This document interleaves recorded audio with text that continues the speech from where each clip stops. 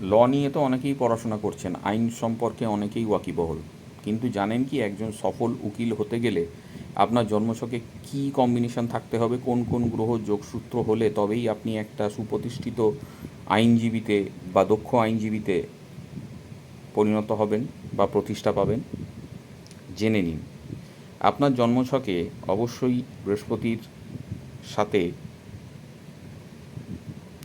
মঙ্গল, শনি এবং বুধের যোগসূত্র হতে হবে, তবেই আপনি একটা দক্ষ আইনজীবী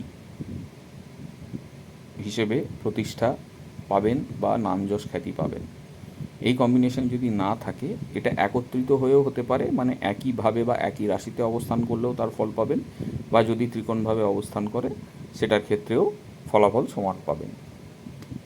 যাদের জন্মছকে এই কম্বিনেশন আছে তারা অবশ্যই কমেন্টে জানান। সকলকে ধন্যবাদ।